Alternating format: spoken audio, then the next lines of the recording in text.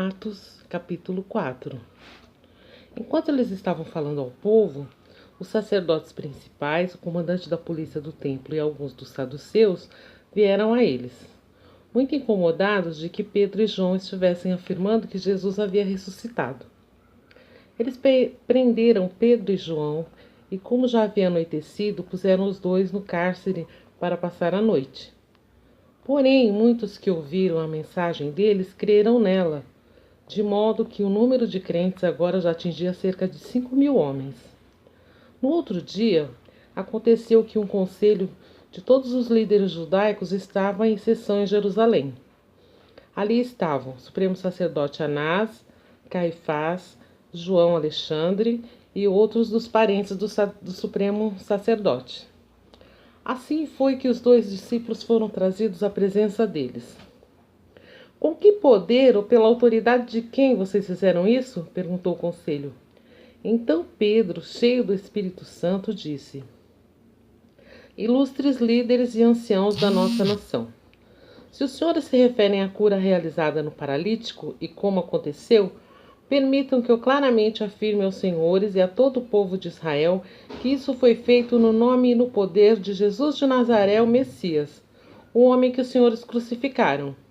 Mas Deus ressuscitou, e pela autoridade dele que este homem se acha aqui curado.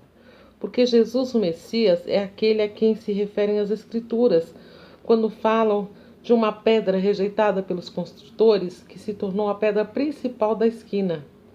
Não há salvação em nenhum outro mais. Debaixo do céu inteiro não existe nenhum outro nome para que os homens chamarem a fim de serem salvos. Quando o conselho viu a coragem de Pedro e João, e pôde ver que eles eram evidentemente homens simples e sem cultura, ficaram espantados e perceberam o que a convivência com Jesus havia feito neles. Mas o conselho dificilmente podia desmentir a cura, visto que o homem que eles haviam curado achava-se ali, bem ao lado deles. Portanto, mandaram os dois saírem da sala do conselho e se consultaram entre si. — Que vamos fazer com estes homens? Perguntavam uns aos outros. Nós não podemos negar que eles fizeram um espantoso milagre e todo mundo em Jerusalém sabe disso. Porém, talvez possamos impedir que se espalhe a propaganda deles. Nós diremos a eles que se fizerem isso novamente, receberão o pior castigo possível. Então eles chamaram os dois de volta. Eles disseram que nunca mais falassem novamente a respeito de Jesus. Mas Pedro e João responderam: Decidam os senhores, se Deus quer que nós lhe obedeçamos em lugar de obedecer a ele. Nós não podemos parar de falar das coisas maravilhosas que Jesus fez e disse. Então o conselho tornou a ameaçar e finalmente mandou os dois embora, porque não sabia como daria um castigo a eles sem provocar um tumulto. Porque todo mundo estava louvando a Deus por causa deste maravilhoso milagre, a cura de um homem que havia sido coxo durante 40 anos. Logo que foram soltos, Pedro e João encontraram-se com os discípulos e contaram o que o conselho tinha dito. Com isso, todos os crentes uniram-se nessa oração.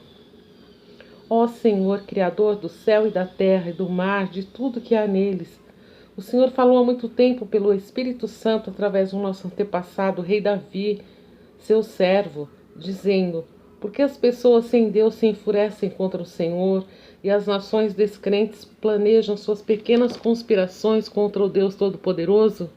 Os reis da terra se unem para lutar contra ele, contra o Filho de Deus, ungido por ele. Isso é o que está acontecendo hoje aqui nesta cidade, pois o rei Herodes, o governador Pôncio Pilatos e todos os romanos, tanto quanto o povo de Israel, estão unidos contra Jesus, o seu filho, ungido, o seu santo servo. Não querem deter-se diante de nada que o Senhor, em seu sábio poder, permita que eles façam. E agora, ó Senhor, preste atenção às ameaças deles e conceda aos seus servos grande coragem em sua pregação. Envie o seu poder curativo e que os milagres e maravilhas sejam feitos pelo nome do seu santo filho Jesus. Depois dessa oração, o prédio onde eles estavam reunidos foi sacudido e todos eles ficaram cheios do Espírito Santo e pregavam corajosamente a mensagem de Deus. Todos os crentes eram só na mente e no coração, e ninguém pensava que aquilo que possuía era seu próprio. Todo mundo estava repartindo o que tinha, Os apóstolos pregavam sermões poderosos sobre a ressurreição do Senhor Jesus e havia uma calorosa fraternidade entre todos os crentes. Não havia pobreza, pois todos que possuíam terras ou casas vendiam tudo e traziam dinheiro para que os apóstolos dessem aos outros em necessidade. Por exemplo, um deles foi José, aquele que os apóstolos apelidaram de Barnabé o pregador. Era da tribo de Levi e natural da ilha de Chipre. Ele, pois, vendeu um campo que possuía e trouxe o dinheiro aos apóstolos.